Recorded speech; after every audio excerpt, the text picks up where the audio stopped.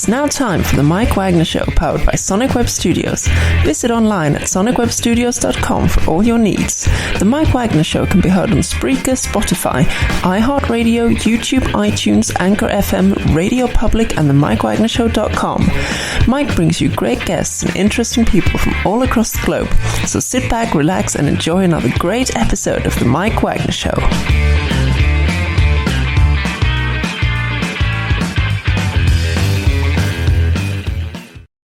Hey everybody, it's Mike from the Mike Wagner Show, powered by Sonic Web Studios. Visit online at sonicwebstudios.com for all your needs. Look at a professional website without breaking your budget. Sonic Web Studios is the answer. Sonic Web Studios offers fast, affordable custom web designs that blow the competition away.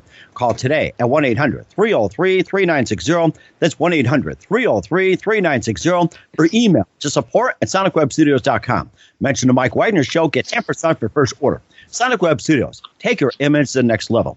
Also, the Mike Wagner Show can be heard on the MikeWagnerShow.com. You can check our Facebook page at Facebook.com/The Mike Wagner Show. You can download and listen on Facebook, SoundCloud, Spreaker, Spotify, and iHeartRadio.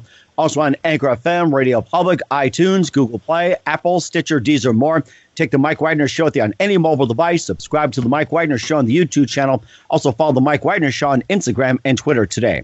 We're here with Norwegian author, marketer, and copywriter Asmund Ryningen from Norway here on the Mike Wagner Show. Talking on the other side of the pond, he's got a new book out called Winner's Mindset, and previously he wrote How to Survive Disaster, 9 Prepper Steps, which is applicable to what's happening today.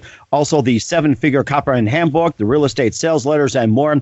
He's got a very interesting background and live from beautiful Norway, the home of Lutefisk, and just all kinds of things, including chilling out. And ladies and gentlemen, from the other side of the pond, here's author, marketer, and copywriter, and just having a little fun chilling out, Asmund Ryningen. Asmund, good morning, good afternoon, good evening. Thanks for joining us today. Hey, thank you so much for having me on your show. It's late afternoon, actually, here, 5 p.m. in the afternoon. So I was a little bit confused regarding the time zones. You know, what do I say to you? Do I say good morning? Do I say good afternoon? Do I say good night? But that's just how it is. Well, the thing is, we're 24/7, 365 with the Mike Wagner Show, and with the internet, the reason why I say good morning, good afternoon, good evening, somebody in Los Angeles at 6 in the morning could be listening, or somebody in New York could be having lunch at noon listening, or somebody in London having 6 o'clock dinner or supper over in England, and somebody could having a hard time getting to sleep at 2 a.m. in Tokyo, or maybe somebody just getting ready for the day early, like, say, 4 a.m. in Norway. So that's why 24/7, 365. So, yeah, you don't need to worry about the clocks as well, too. May as well throw them out. So you're an author, marketer, copywriter from Norway. You got a book called Winner's Mindset. You also had some books called How to Survive Disasters, 9 Prepper Steps, which is applicable today. Also, the 7-Figure Copywriting Handbook, the Real Estate Sales Letters, and more. And, of course, let's get our minds right on this one. Tell us how you got started being an author, marketer, and a copywriter. Yeah, thank you. So I've always been interested in writing because at school, we had to pretty much, I'm guessing, have the same subject as you did over in the United States: maths, physics, English. We have Norwegian, by the way. You guys have English and so on. And I was more of a writer, more of a reader than someone who took pleasure in calculating stuff. So I've always loved to write, always wrote these stories, and but let's just say that me and my teachers in Norwegian didn't quite agree on what was good writing and what was bad writing, because I was more tapping into people's minds. I was more trying to read other people's thoughts instead of just writing down-to-earth stuff, if you know what I mean. So that was actually what triggered me to write Winner's Mindset, and also How to Survive Disaster. Because I approach this whole prepper thing from a position of getting to know other people and getting to know their mindset, instead of stockpiling up with ammunition and stockpiling up with toilet paper and all the other stuff. That toilet paper, it's like, you're at a point like, who gives a crap about toilet paper? Yeah. Exactly. Who gives a literal shit about toilet paper?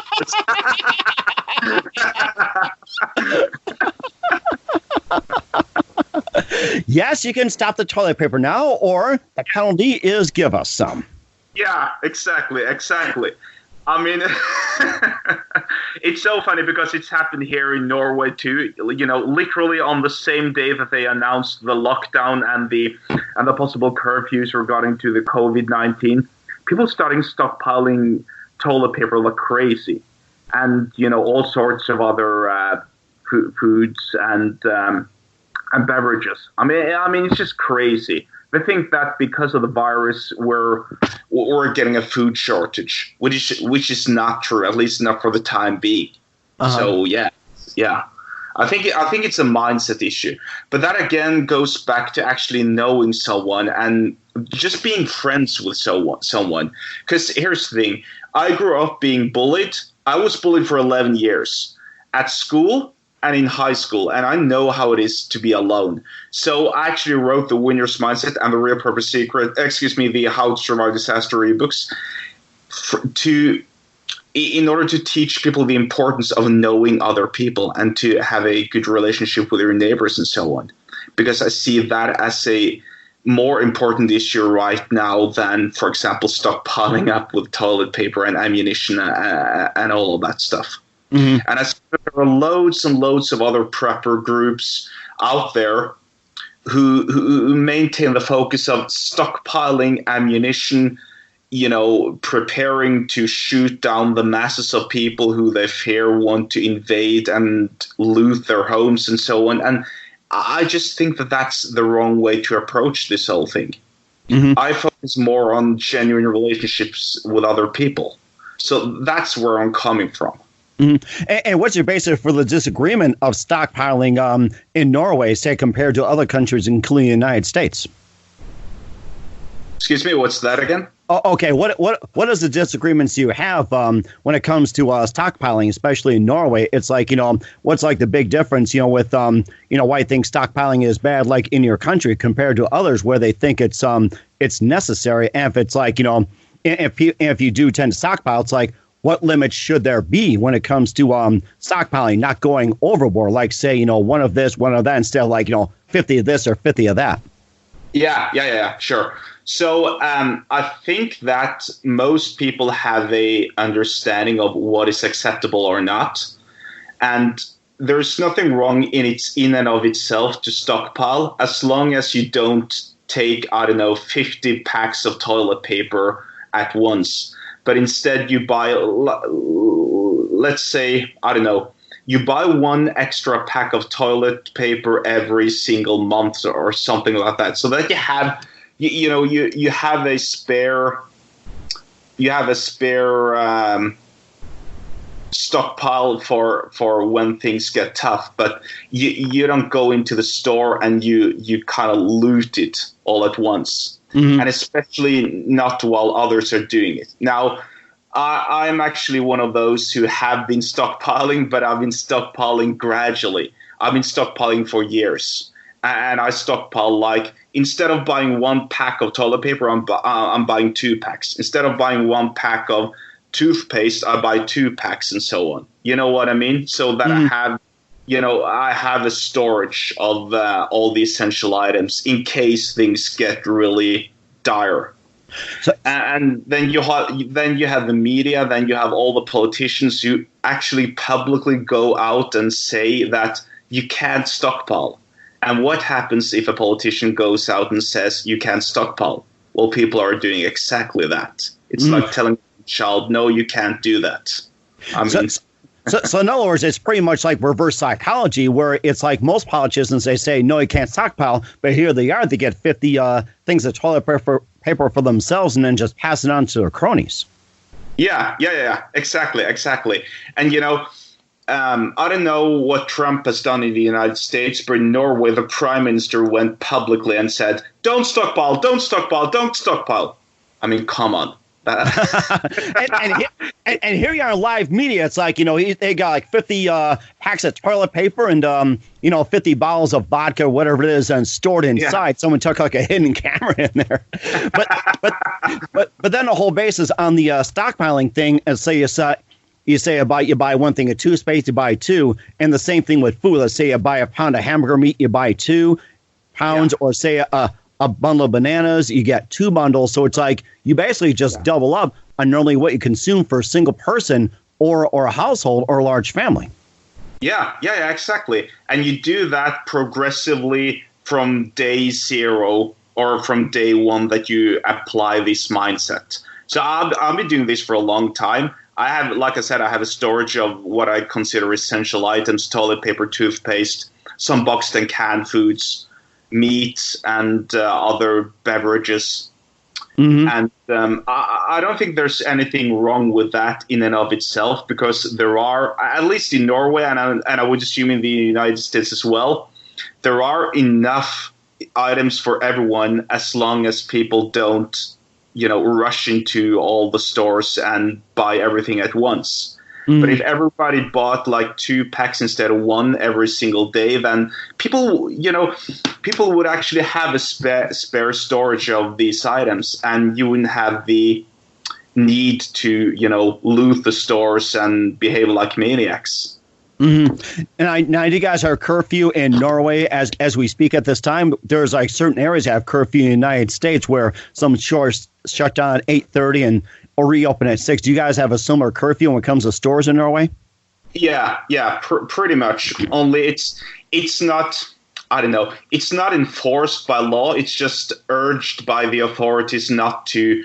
For example, you can't be more than 10 people inside a store at once, depending on how big it is. And you should keep a minimum distance of 6 feet and so on. But there hasn't been any public curfew as of right now.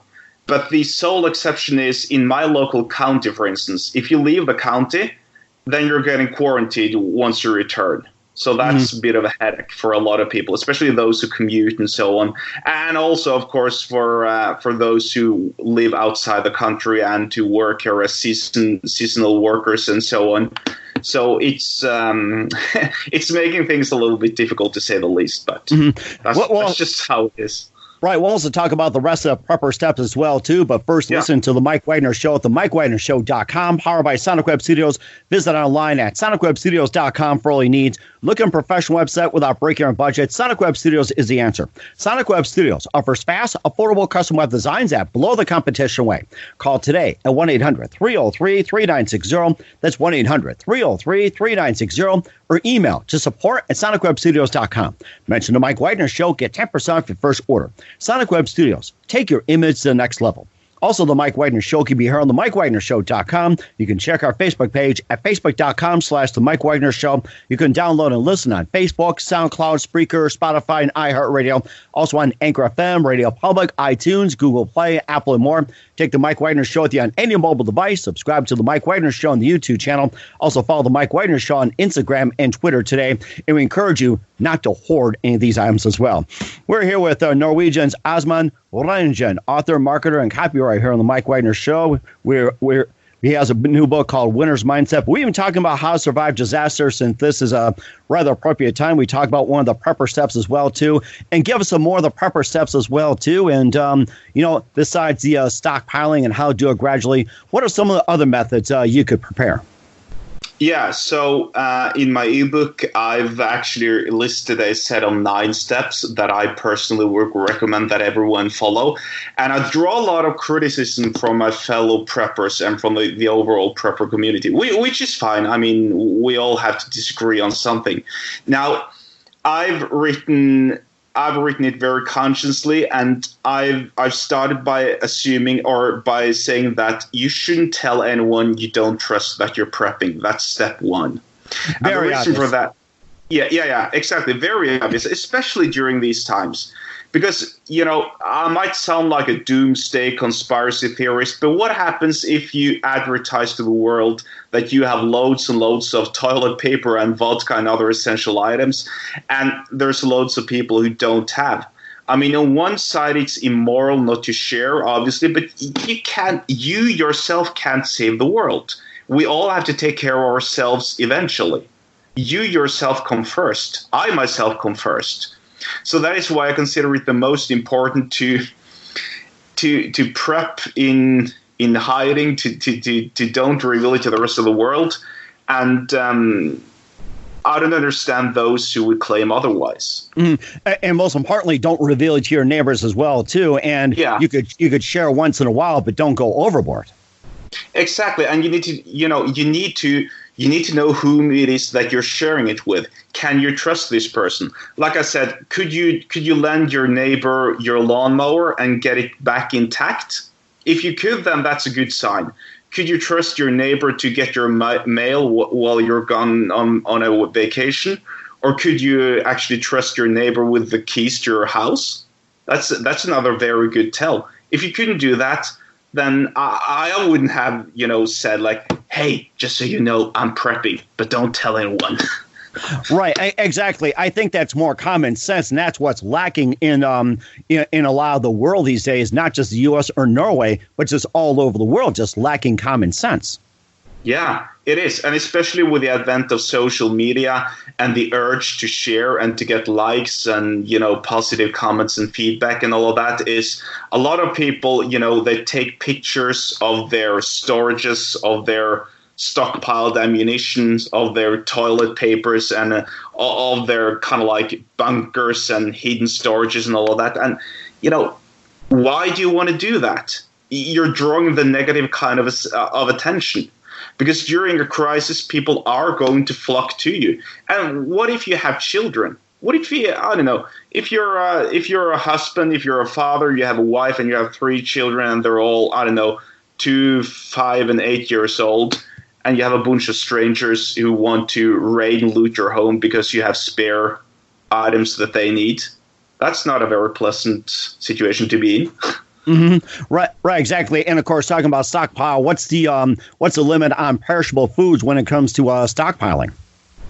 Yeah, exactly. I mean, I don't have the answer, obviously, because I'm assuming it depends on where in the world you're living. I know that for example, during the Second World War and during the oil crisis here in Norway, they had to ration food and gasoline and all of that stuff. And if there should be a war, I don't think we're due for war, but, if there should be a war, or if there should be a weaponized conflict, then that's one of the things the authorities are going to enforce.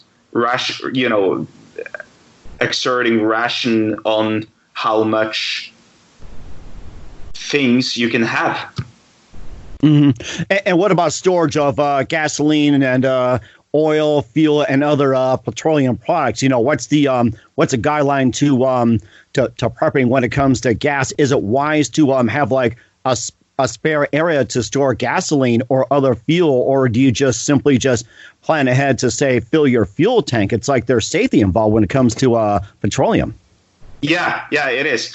I mean, here in Norway, I think you can store up to 20 liters of gasoline in your house, which is the equivalent of, 5 or 6 US gallons, maybe. I don't know exactly the measurement, but it's not a very big volume that you can spare. It's like 1/3 of a gasoline tank of a car, or half of a tank of a gasoline tank of a car. So just going by law, you can't stockpile gasoline, and that's because fire hazards and all of that. So, yeah. Oh, go ahead. I'm sorry. No. I was finished. I was finished with it. Oh, okay. What's the price of gas right now in Norway? It's very expensive. It's let me see. It's 15 Norwegian kroner per liter of gasoline, which is, let me see, $1.50 per liter of gasoline. I don't know. Do you guys use liters over there as a measurement of volume? Well, some places use liter. We mostly use gallons, but you say like $1.50 a liter. I think that's around that same range. It's like I'm seeing prices averaging just above $2, some about $1.80. And I saw one place that was about $1.59 a gallon. And at one point, maybe last year, it was about averaging $2.50, $3, and maybe a few years ago, it was skyrocketing at about maybe $3.50, $4, and California is like $5 a gallon. So yeah, it all depends being a economy too. It's just like, having prices go down, it tells you about the economy as well too. So yeah, it's really skyrocketing, isn't it? I mean, so someone said once, I don't really know where, or I can't exactly remember where, but someone said once that the price of oil is decreasing because of this whole coronavirus thing, because supposedly Russia and Saudi Arabia are mass producing oil to disturb the oil price. I don't really know about that. The only thing I know is that the local price of of gasoline has increased steadily over the years. Mm-hmm. And of course, I'm not here to comment about the Russian and Saudi Arabia situation, since it hasn't been verified yet. And of course, what's the one more thing that you need to do when it comes to the prepper steps before we talk about your other couple of books?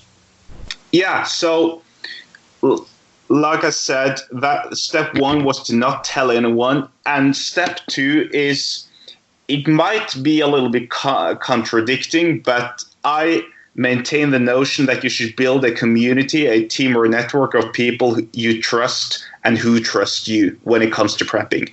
And that is where it gets very difficult, actually, because prepping isn't a one-man journey. It is a teamwork. It's all about community. And that is where finding out what kind of people you can trust becomes vital. Can I trust this person with the keys to my car or to my house? Do I know that this person will return my lawnmower or whatever I'm lending him or her intact upon return, and so on? And so there's no easy answer to this. You just have to do the grunt work. You just have to go out there and talk to people, and you have to get burned. You have to get scarred, and then you'll learn. Mm-hmm. There is no single answer to this, but this is, and once again, I'm kind of a loner in this regard, because I see, especially in the prepper community, people are very fond of being alone and like being the lone wolf and not relying on others. I think they're regarded as a weakness, whereas I regard it as a strength. Mm-hmm. And are you encouraging people to say, get yourself a cabin in the woods, buy some land, build a house, or do you encourage people to build a bunker underneath and say when the bomb drops, or just simply stay at home and just put on some further security, or just go on as is? It's like, what do you recommend? No, like I said, I don't recommend anyone, building their own personal fortress, so to speak. If you have a cabin in the woods because it's a family property or something, that by all means use that as a way of escaping if things get hot. But what I recommend is actually that you build a long-term relationship with your neighbors or relatives or whatever, and then you arrange for your family to stay there and for their family to stay with you. And this has to be an agreement of mutual trust, of mutual understanding. And there is no easy way of doing this. Once again, I see myself as a bit of a loner, but I don't see the reason to, or I don't see how you would build a bunker and isolate yourself during a crisis, because eventually the crisis will come to you. Soon the whole world around you will be burning, and then it's too late, and then you'll burn to death. That's where I'm coming from. But again, mm-hmm. I mean, people are different. I just maintain the notion that we're all stronger together, but you need to trust those around you. And that's very important as well too. And where can people purchase the book, How to Survive Disaster: 9 Prepper Steps? So they can go to Amazon.com and purchase it right there, or they can sign up to my email list, and they'll get. I'm happy to send them a copy if they do so. If you sign up to my email list, then you'll get the Winner's Mindset, the first chapter, for free, and you can also buy that on Amazon.com. Just sign up, and I'll be happy to send you the 9 prepper steps for free. Oh, great. Okay, we'll talk about the winner's mindset in just a minute, and a great mindset you have indeed. But first, listen to The Mike Wagner Show at themikewagnershow.com, powered by Sonic Web Studios. Visit online at sonicwebstudios.com for all your needs. Look on a professional website without breaking your budget. Sonic Web Studios is the answer. Sonic Web Studios offers fast, affordable custom web designs at below the competition way. Call today at 1-800-303-3960. That's 1-800-303-3960. or email to support@sonicwebstudios.com. Mention the Mike Wagner Show, get 10% off your first order. Sonic Web Studios, take your image to the next level. Also, the Mike Wagner Show can be heard on the MikeWagnerShow.com. You can check our Facebook page at Facebook.com/The Mike Wagner Show. You can download and listen on Facebook, SoundCloud, Spreaker, Spotify, and iHeartRadio. Also on Anchor FM, Radio Public, iTunes, Google Play, Apple, and more. Take the Mike Wagner Show with you on any mobile device. Subscribe to the Mike Wagner Show on the YouTube channel. Also follow the Mike Wagner Show on Instagram and Twitter today. We're here with author, marketer, and copywriter Asmund Ryningen from Norway here on the Mike Wagner Show. We talked about how to survive disasters. We talked about a few of the prepper steps, which are 9 prepper steps, and we're going to talk about the winner's mindset. And you got pretty much of a winner mindset as well too. So tell us more about the book and what inspired you to write it. Yeah, thank you. So actually, I approached this from a very dark and depressing place because from age 7 till 18, I was bullied. I was bullied for the entire school or during the, I don't know exactly what the schools are labeled as in the United States. I think they're called like elementary, middle, and junior high and senior high school. Isn't that what you guys call it over there?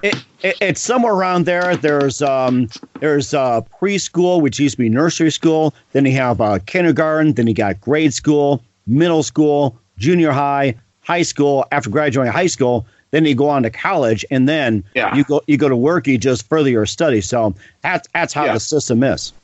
Yeah. So I was bullied from age 7 till 18, which is in Norway from, let me see, that should be grade school, middle school, elementary school, and junior high, and also parts of senior high school for more than 11 years. I didn't have any friends. I didn't have anyone to rely on or to support me. Even my parents turned the blind eye to me when I was bullied, and as well as the teachers. And so I had to kind of like revert into myself, and I had to learn to love and to like myself. And that's a very difficult thing to do when you're a kid, when you're growing up.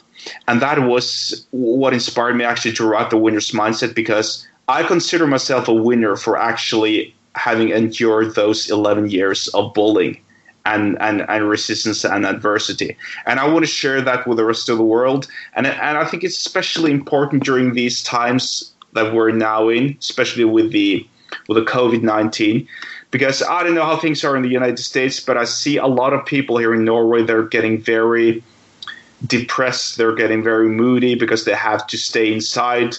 Bars and pubs and, conventions are closed. They can't go out. And so they're forced to stay at home. If they want a breath of fresh air, they can leave the house and go for a walk. That's no biggie, but they have to maintain a distance from other people. And so I see a lot of people now, I see them reveal their true colors. They don't have a winner's mindset because they don't believe in themselves, because they've been cuddled with from birth. I know I'm being a little bit harsher, but that's actually the reality. And I believe that's such a crisis that we're in right now, especially when it comes to being prevented from socializing with other people, shows you how much you need to assume a winner's mindset and to believe in yourself first and foremost. Mm-hmm. There was something I asked you about you being bullied in school from 7 to 18. What do you think about today's way of handle bullying in the schools? Say like, wear paint, put a thing that says, I'm being bullied, please be kind to me and everything. It's like, what are your thoughts on, how's bullying being handled today in the schools compared to what you went through? Yeah, so I don't know what you guys do in the United States. I'm guessing it varies a little bit from state to state, maybe, I don't know, and depending on what kind of community you're in.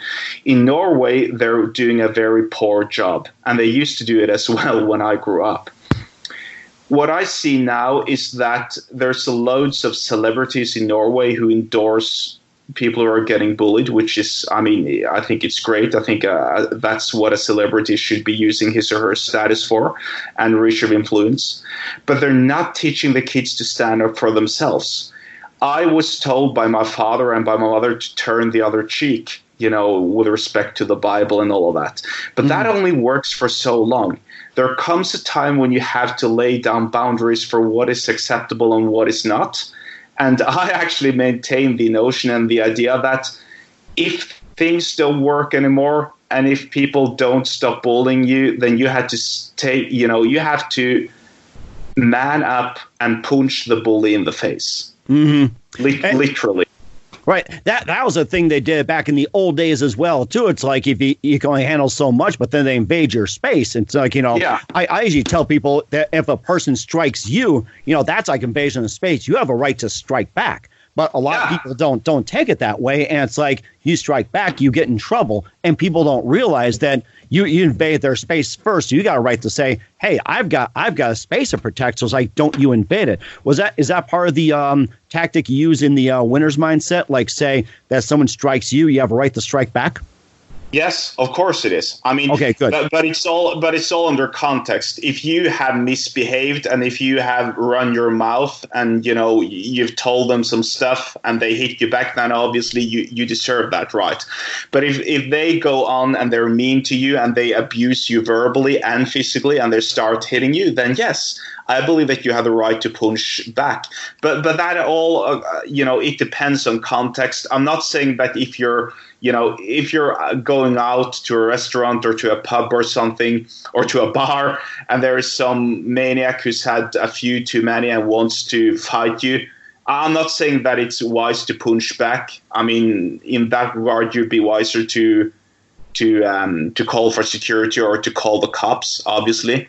But if you're a kid, if you're at school and you're getting bullied and they don't want to stop and they're really reckless and it's wearing you down, then yes, I honestly believe that you should punch them in the face to show that I've had enough, quit doing it, this is not okay. And this is how nature works as well. This is how animals do. I mean, I grew up with dogs, and I remember so well when when our family dog had enough. He would attempt to bite us as kids because he wouldn't take it anymore. And that was just his defense mechanism. He didn't mean to hurt us. That was just his way of saying it. Stop it. I've had enough. It's not okay what you're doing. So I believe that the current anti-bullying scene is doing a most poor job, and they're actually urging children to talk together. But you can't have 8 and 9-year-olds or even teenagers, especially young teenagers, talk together about their feelings and all that. It doesn't work like that, especially not with young boys. I mean, I can't say how a girl's mind works because obviously I'm a man, but I can say that a young boy's mind, especially during his teens, especially during his early teens, you can't talk about your feelings and emotions and all of that nonsense. There comes a time when you have to lay down the boundaries. And that's where the anti-bullying scene is failing at a large scale. I don't know how things are in the United States, but I'm assuming it might be a little of the same, maybe. Mm-hmm. It's really hard to say. It depends on the region, the state, and everything else. And of course, it's a rather mixed bag. I'm not here to, comment on that whatsoever. But we're doing more research on it. And I've heard some people too. They say they use humor just to detract the bully as well too. Like say, bully comes and say, ha ha, that nice shirt, and you come back and say, ha ha, you can come up with something. It's like, either bully will back off, they'll laugh, or they'll just come after you, or it's like you just simply say, or what's your thought on fight fire with fire, especially when it comes to words? No, I know what you mean. I actually attempted to do that myself when I grew up, but it really didn't work. It might have been because I was poor with words, but I always attempted of taking the verbal route first, and then I eventually would back off because in my mind I knew that both of my parents had said that no fighting at school, you can't fight, and fighting leads to war and all of that stuff. They were trying to scare me, and I think that because I grew up in a little town, I mean, I think there's like 200 or so people. No, maybe 300 or 400 people who live in that little town where I grew up. And at school, we were only like 50 or 60 students. So, there wasn't much variation. And if I'd had the choice of changing schools, or if my parents had the choice of changing or moving me to another school, they could have done that, but they didn't have a choice. So it was like a series of unfortunate events. But I definitely can relate to what you're saying, fighting words with words and mocking the bullies and so on. But it just didn't work in my case. And I've heard the same thing from others as well. In fact, there's this big case going on in Norway with a bunch of people in their early 50s, late 40s, Gen Xers who grew up during the 70s in another rural town in Norway, who went through pretty much the same thing as I did. Only they've actually taken this matter to court. Wow. That was another method they did. I remember maybe 10, 20 years ago, but then they put a stop to it where a judge says they threw out the case and say, you guys will have to handle it yourselves. It got just like, you're right, it was just like so much of an overload on the judicial system. Exactly. And, I understand these people. If I could do it just to get, revenge, then it would have been sweet to have those old bullies condemned in court and sentenced to whatever punishment the judge found appropriate. But I think it's a step back, and I think it's ripping up in old wounds, and I don't think it's going to benefit these bullying victims long term, because lots of them are, like I said, in their mid 40s to early 50s. They're adult people, and they should know better, quite frankly. I mean, I moved on. I moved out of my parents' house when I was 16 years old, and I didn't look back. And there's no way I'm ever moving back to the old town where I'm from. Except, I visit my parents every now and then, by all means. But I have no intentions of settling down there. And I think that these people should do the same thing, because I'd actually say it's kind of a waste of court resources to take such matters to court. I mean, there are more important issues that the court should worry about. Like say with murders, drug dealers, and bankruptcies, divorces, to what's going on as well too. And of course, let's get away from the bullying aspect on the winner's mindset. What are some of the things you can do to achieve a winner's mindset? Like say, physical, or say spiritual, emotional, or even financial. It's like, what are some ways you can improve in those areas besides, getting over the whole bullying aspect? Yeah, all of those areas are actually interconnected somehow, at least if you ask me. And that is through physical exercise and getting in shape. And the reason I maintain that notion is because I used to be overweight myself. I'm 5'11", and I used to weigh around 250 pounds. So I was quite the big guy. But then I lost weight. I took my diet seriously. I changed my lifestyle. And now I weigh about 180 or 185 or so pounds. Impressive. Yeah. Yeah, I mean, and I started doing it at age 30. I mean, I should have started at the age 20 or something. I'm 35 years old now, by the way. So I was quite, old, if you want to use that word, in terms of starting my weight loss journey or my physical fitness journey. And if someone is physically fit, it means that they're not afraid of hard work, and it means that they're not afraid of getting their hands dirty and rolling up their sleeves and getting to work. And that's actually the first step of improving your life in any terms, be it physically, mentally, financially, spiritually, socially, pretty much anything. Because people trust, I think this is a universally recognized truth. It might be a little taboo, but if you have two people, one is fit and one is overweight, morbidly obese or whatever, then the majority of people are going to trust the physically fit person, no matter what. Mm-hmm. And that is why I don't know how to word myself right now, but I'm just going to be blatantly honest. I discriminate against obese people who don't want to change their lifestyle. Because unless you have a condition or a disease or an illness that makes your body churn out fat cells like there's no tomorrow, then it's your choice. It's your life, and you actually have the choice of reducing your weight and of losing weight. And it tells you so much about a person who does that. And so that is why yeah, sure. Go ahead. No, go ahead. I'm sorry.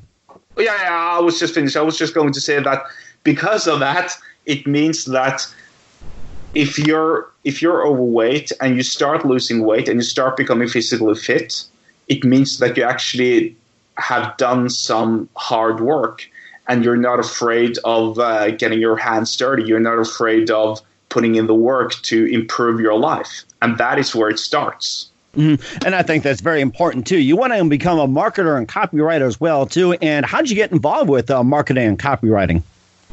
Yeah, so I've always loved people, believe it or not. I've always loved interacting with people, and I've always loved writing.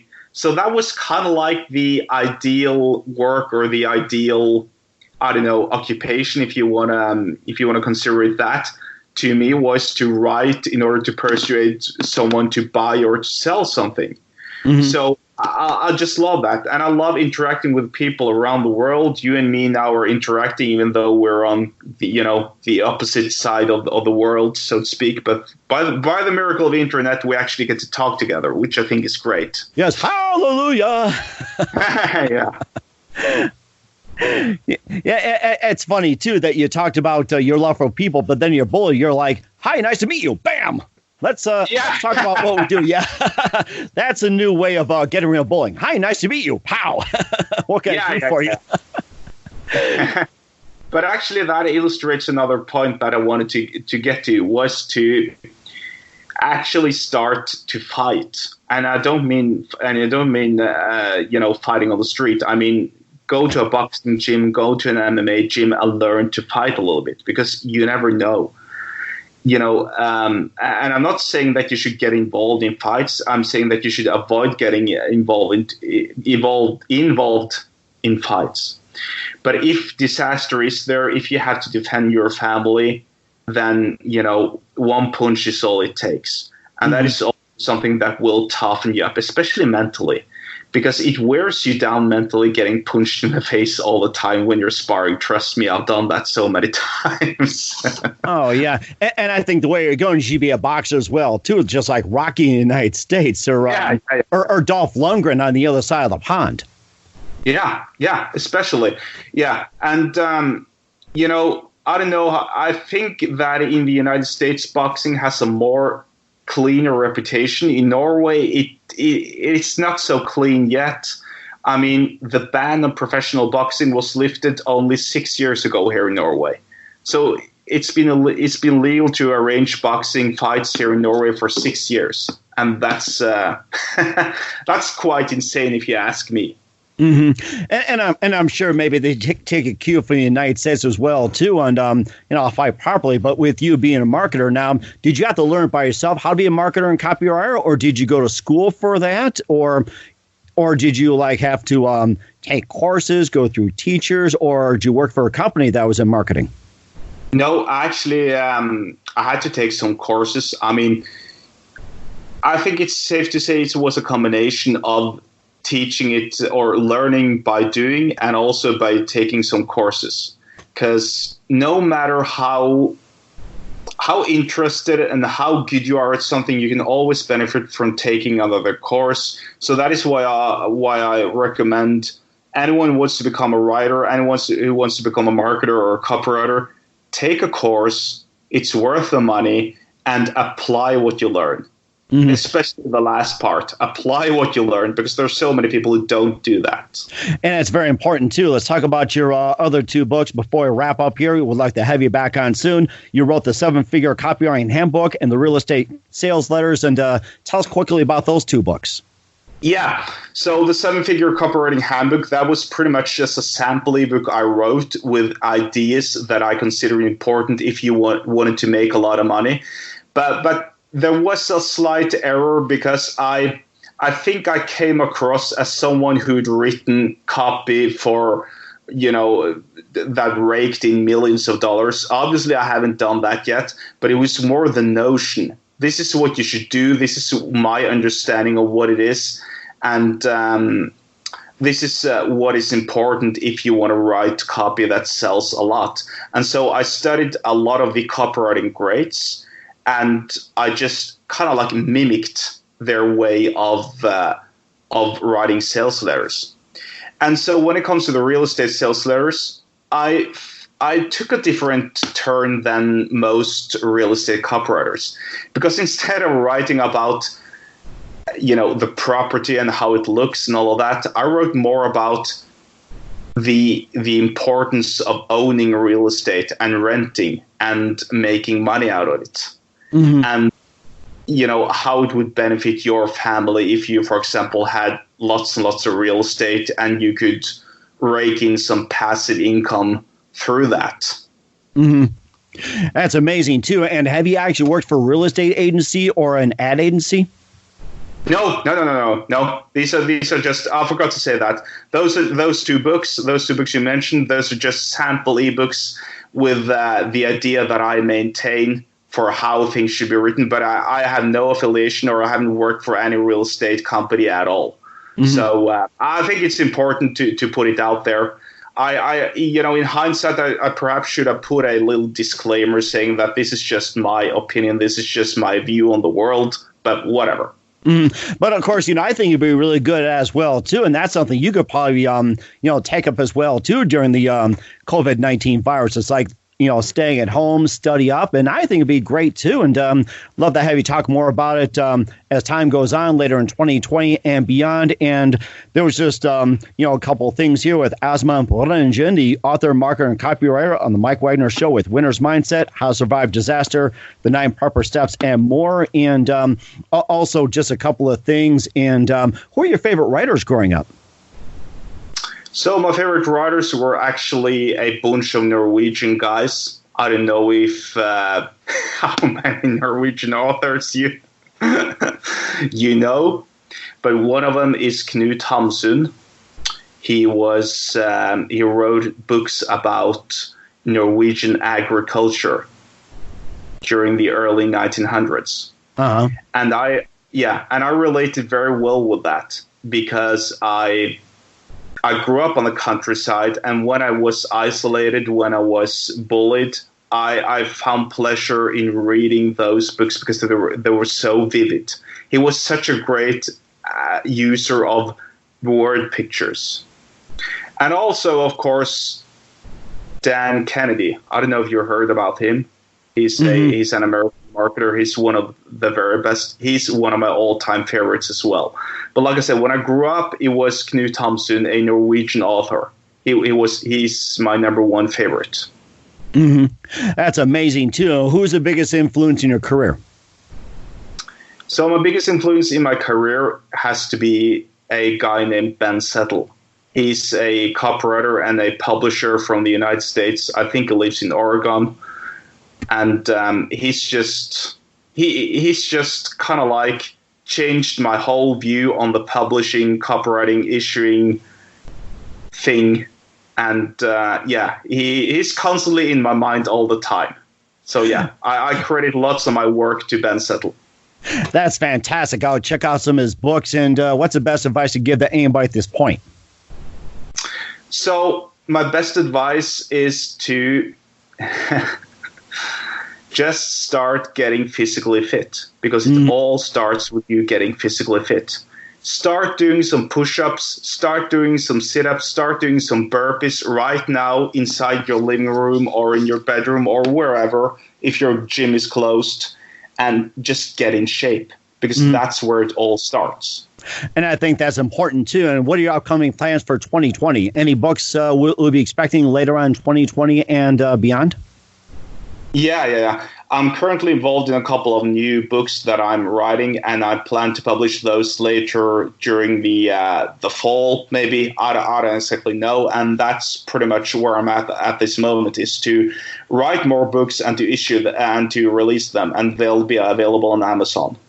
Sounds great. Okay, I'd love to have you back on sometime in 2020 and beyond. Keep us up to date. Once again, Asmund Ryningen, the author, marketer, and copywriter here on the Mike Wagner Show. Winner's Mindset, How to Survive Disaster, 9 Prepper Steps, and more. And before go here, you've been fantastic. Love to have you back on. Tell us once again your upcoming projects. What's your website? How do people contact you? And where can people purchase your books? Yes, thank you so much. So I make it actually very easy for people. You can communicate with me through email. If you go into realpreppersecrets.com/free and sign up for my email list. And you can also purchase all my books on Amazon. Just just type in my name on Amazon and you'll find them all there. So realpreppersecrets.com/free. That's fantastic. Asmund, just want to say a big thank you for your time. You've been fantastic. Looking forward to having you again soon. Do us a favor, keep this up date. Looking forward to have you on in 2020, and we'll probably share for Lutefisk or something. Yeah, we should do that. Thank you so much for having me on your show. I really appreciate it.